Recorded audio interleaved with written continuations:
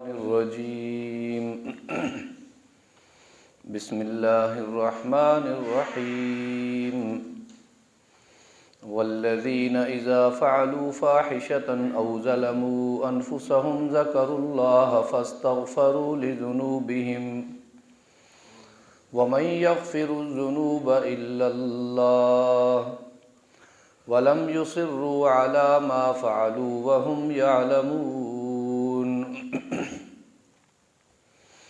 أولئك جزاؤهم مغفرة من ربهم وجنات تجري من تحتها الأنهار خالدين فيها ونعم أجر العاملين قد خلت من قبلكم سنن فسيروا في الأرض فانظروا كيف كان عاقبة المكذبين هذا بيان للناس وهدى وموعظة للمتقين صدق اللہ العظیم۔ بسم اللہ الرحمن الرحیم۔ چوتھا پارہ سورہ آل عمران، آیت نمبر 135، 36، 37، 38 4 آیتیں تلاوت ہوئی ہیں۔ ان آیات کریمہ میں غلطیوں پر نادم ہونا، ان کی معافی طلب کر لینا، استغفار کرنا، اس کا بیان آیا ہے۔ ارشاد ہوتا ہے والذین اذا فعلوا فاحشۃ، اگر کبھی کسی آدمی سے کوئی بے حیائی کا کام ہو جائے، فحش کہتے ہیں وہ کام جو بے حیائی والا ہو، اگر کسی سے کبھی خدا نہ خواستہ کوئی فحش حرکت ہو جائے، انسانی جسم میں اللہ تعالیٰ نے جو طاقتیں رکھی ہیں ان میں بہیمیت بھی ہے، بہائم درندوں جیسی صفت، اس میں ملکوتیت بھی ہے، فرشتوں جیسے اوصاف، اس میں غصہ بھی رکھا ہے اللہ تعالیٰ نے، برودت ٹھنڈک بھی رکھی ہے، برداشت، تحمل، بردباری، دیگر بھی کئی خاصیتیں۔ اللہ کی قدرت کا شاہکار ہے انسان۔ کچھ طبیعتوں پہ درندہ پن غالب آ جاتا ہے، وہ ظالم سرکش ہوتے ہیں۔ کوئی اپنی بہیمیت والی صفت کو مغلوب کر کے ملکوتیت والی صفت کو غالب کر دیتے ہیں، فرشتہ پن آ جاتا ہے، ہر وقت خیر ہی خیر۔ کسی کی طبیعت میں آتش، آگ بھڑکتی ہے، ہر وقت غصہ ہی غصہ، بچوں سے، گھر سے، دوستوں سے۔ کسی کی طبیعت میں برودت آ جاتی ہے، ہمیشہ ٹھنڈا پن، دھیما پن۔ کسی کی طبیعت میں خاک ساری آ جاتی ہے، عاجزی، انکساری، مٹا ہوا بندہ۔ اب چونکہ طبیعتیں، مزاج مختلف ہیں، کچھ مزاج تیز، کچھ ٹھنڈے، تو اگر کبھی کسی مزاج میں گناہ کا شوق پیدا ہو گیا اور وہ کر بیٹھا،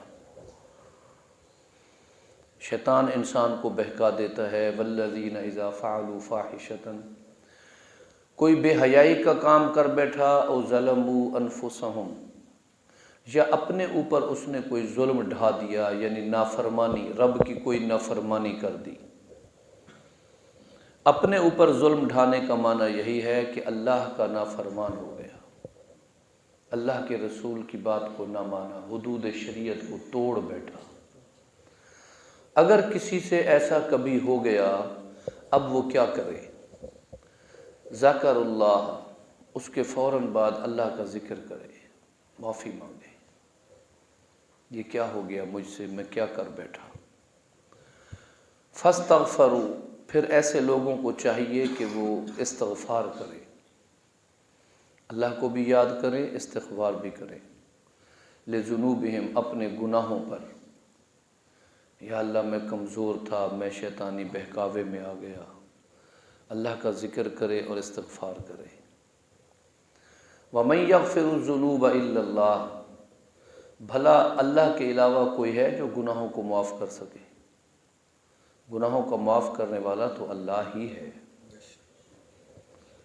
اس کا مقصد ہے خطائیں ہو سکتی ہیں، غلطیاں ہو سکتی ہیں، بھول چوک ہو سکتی ہے، عمدن خطأً بندہ مختلف غلطیوں کا مرتکب ہو سکتا ہے، لیکن اس کے بعد وَلَمْ يُصِرُّوا عَلَى مَا فَعَلُوا، جو ان سے کام ہوا، جو غلطی ہوئی، اس پر اصرار نہ کرے۔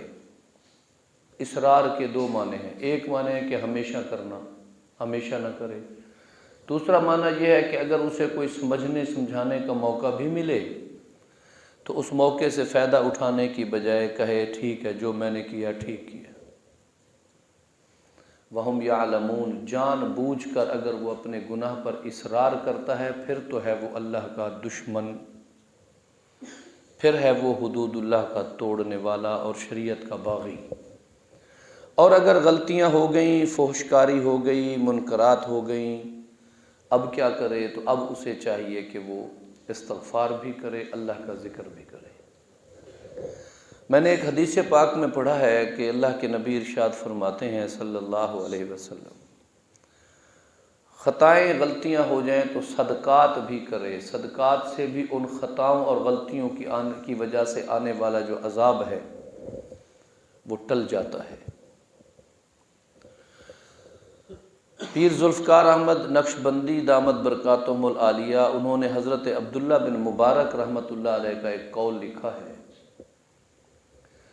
وہ فرماتے ہیں کہ حضرت عبداللہ بن مبارک نے فرمایا کہ اگر کوئی شخص اپنے ماتحتوں کو دیکھے کہ وہ اس کی نافرمانی کر رہے ہیں تو وہ غور کرے اس نے کہیں نہ کہیں اللہ کی نافرمانی کی ہوگی، اس کے بدلے میں اس کی نافرمانی کی جا رہی ہے۔ بیوی نافرمان ہو گئی، بچے نافرمان ہو گئے، ملازم نافرمان ہو گئے، سواری کا جانور نہیں مان رہا، رسیاں توڑا رہا ہے، بغاوت آ گئی ہے، اس کی باتوں کو مانا نہیں جا رہا اور وہ غصے ہو رہا ہے اور چیخ چلا رہا ہے کہ تمہیں یہ کیا ہو گیا، اور ماتحت ہیں جو اس کے محکوم ہیں وہ اس کے غصے اور چیخنے کی پرواہ ہی نہیں کر رہے کہ تو نے اللہ کے حکموں کی پرواہ نہیں کی، اب تیری اس بے عزتی دنیا میں یوں ہو رہی ہے، اخروی تو علیحدہ ہے۔ ایک تو یہ رخ ہے نا تصویر کا کہ میں دیکھوں کہ میرے ماتحت نے میرا کہا نہیں مانا اور میں اس پہ ایکشن لوں۔ دوسرا اس کا رخ عبداللہ بن مبارک رحمۃ اللہ علیہ فرماتے ہیں ایکشن لینے سے پہلے یہ دیکھ لے کہیں تو نے کسی کی نافرمانی نہ کی۔ یہ تو مکافات عمل ہے۔ اور اگر کبھی فحشکاری، غلطی، بے حیائی کا کام ہو گیا فوراً معافی مانگے، اگر نہ مانگی تو یہ بھی غالباً حدیث پاک کے الفاظ ہیں اور یقیناً من زنا زنی بأہلہا، جو کسی کی آبرو سے کھیلتا ہے اس کی آبرو سے ضرور کھیلا جائے گا، یہ انتقام ہے۔ وہ یہ کہے کہ میرا کنبہ قبیلہ اور میرا گھر اس کا تقدس پامال نہیں ہوگا، میں دوسروں کا پامال کروں گا، نہ نہ نہ، اسے پتہ نہ چلے تو علیحدہ بات ہے، ورنہ دنیا میں یہ ذلیل ہوگا۔ میں نے ایک بزرگ کا قول پڑھا ہے، غالباً شیخ عبد القادر جیلانی رحمۃ اللہ علیہ کی طرف نسبت ہے یا کسی اللہ والے کی، کہ یہ بے حیائی کا عمل زنا جو ہے یہ قرض ہے تمہارے اوپر، اور یہ تمہارے ہی کسی کنبے کے فرض سے چکایا جائے گا۔ اب بجائے اس کے کہ ہم وہاں تک پہنچیں اور اصرار کر کے ضد کر کے اس پر کوئی بیٹھا رہے، اس سے فوراً توبہ کر لے، معافی مانگ لے، اللہ کا ذکر کرے اور آئندہ نہ کرنے کی یقین دہانی اپنے دل کو دلا دے۔ کپڑے کے بار بار استعمال سے کپڑا میلا ہوتا ہے تو پھینکا نہیں جاتا، روزانہ میلا ہو تو روزانہ دھو لو۔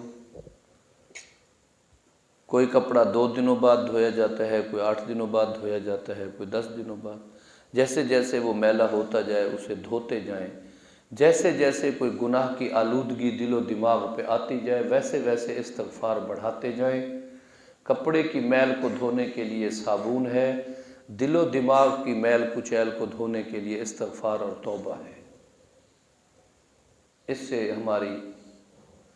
اس توبہ سے ہمیں اللہ پاک سے توقع و یقین رکھ لینا چاہیے کہ ہماری خطائیں معاف ہو جائیں گی۔ کوئی یہ سوچے جی توبہ کا دروازہ تو ہے پڑا لہٰذا میں یہ گناہ کر لوں، توبہ کی امید پر گناہ کر لے کہ اچھا اب میں یہ کر لوں بس پھر توبہ کر لوں گا۔ تو اللہ کے نبی ارشاد فرماتے ہیں صلی اللہ علیہ وسلم، دنیا پر اس سے بڑا بدبخت کوئی نہیں، اس سے بڑا شقیق دنیا پر زمین پر اور کوئی نہیں جو توبہ کی امید پر گناہ کرتا جا رہا ہے۔ اچھا کر لوں گا توبہ، اچھا کر لوں گا توبہ، کیا پتہ ہے اسے کہ وہ اسی گناہ کی حالت میں مارا جائے، اس کی سانس نکل جائے، کہاں توبہ کا موقع ہی نہ ملے۔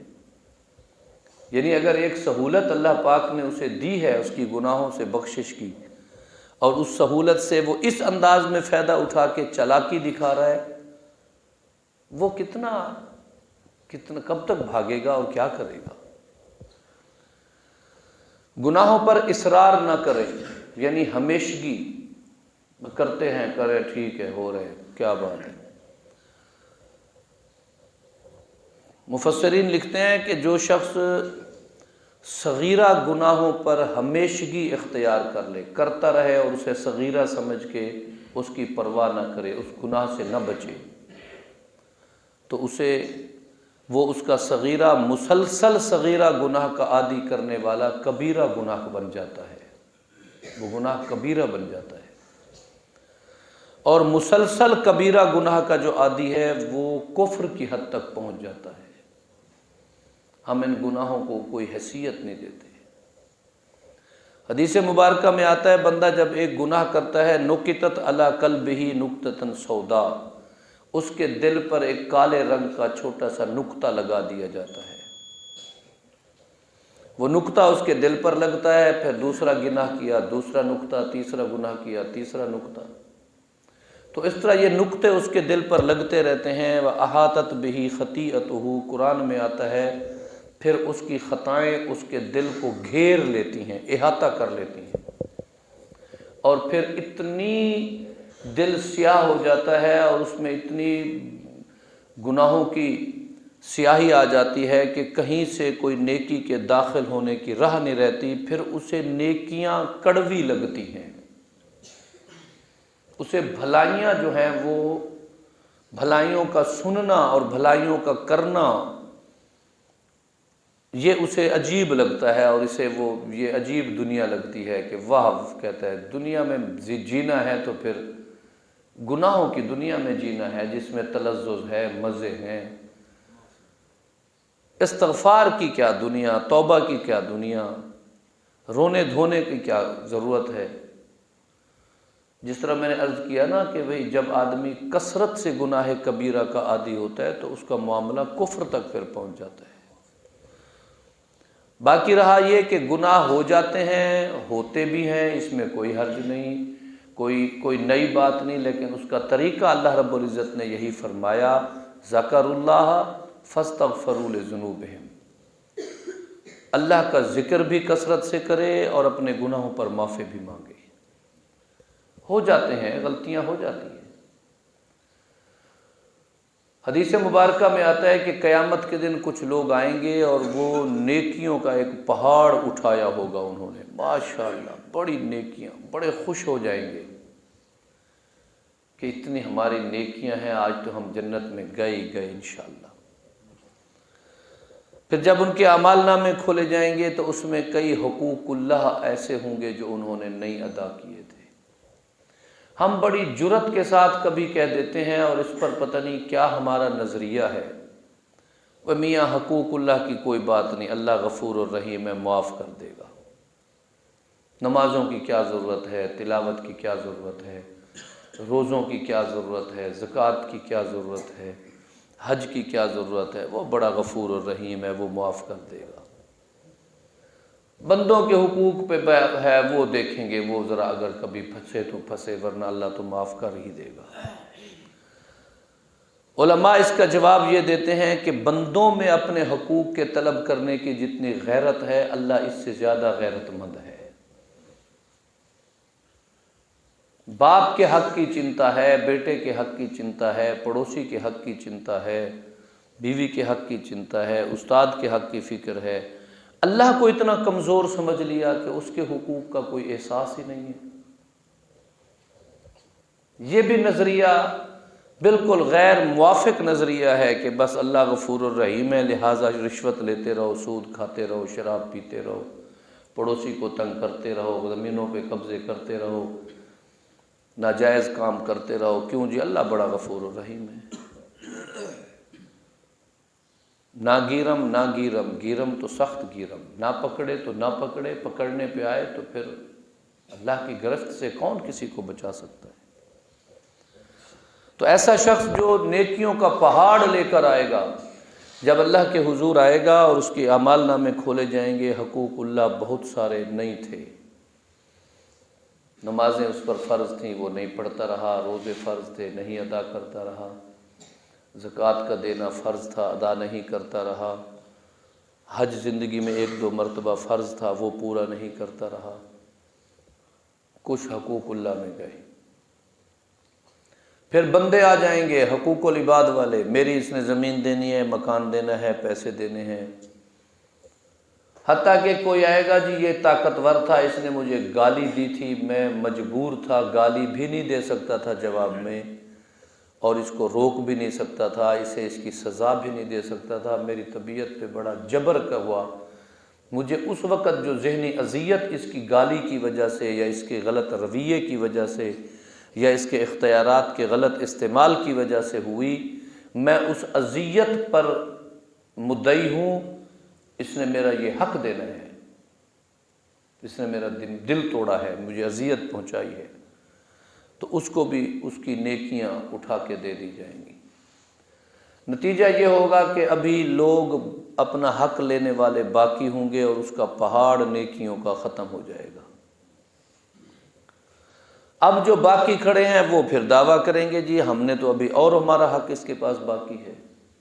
تو اللہ کے نبی ارشاد فرماتے ہیں صلی اللہ علیہ وسلم، پھر لوگوں کے گناہ اٹھا اٹھا کے اس کو دیے جائیں گے۔ جو نیکیوں کے پہاڑ والا تھا اس کے پاس گناہوں کا پہاڑ ہو جائے گا اور اسے جہنم میں ڈال دیا جائے گا۔ یہ بات کوئی قصہ وصہ سمجھ کے ہم نے نظر انداز نہیں کرنا، یاد رکھنا یہ حدیث پاک میں اللہ کے نبی کا ارشاد ہے۔ سبحان اللہ۔ وَلَمْ يُصِرُّوا عَلَىٰ مَا فَعَلُوا، اپنے کیے پر اصرار نہ کرو، ڈٹ نہ جاؤ۔ میں اکثر کہا کرتا ہوں بعض لوگوں کو ان کی غلطیوں پر اگر اصلاح کی بات کر دو، یار تجھے خیال نہیں آیا تو نے جوا کھیلا ہے تو کھیلا ہے، میرے اپنے پیسے تھے، تیرے باپ کا مال ہے، تو کہاں سے بڑا آیا مجھے سمجھانے والا؟ کسی نے گالیاں دے دی، تیرا کیا تعلق ہے، تجھے کوئی تکلیف ہو رہی ہے؟ جس کو دی وہ کچھ نہیں، تو بڑا آ گیا اس میں ٹھیکیدار بن کے اصلاح کرنے والا۔ تو یہ جب اب آدمی اپنے گناہوں پہ اصرار کر کے ڈٹ جاتا ہے، پھر یہ اس کی کیفیت اسے حق سے دور لے جاتی ہے۔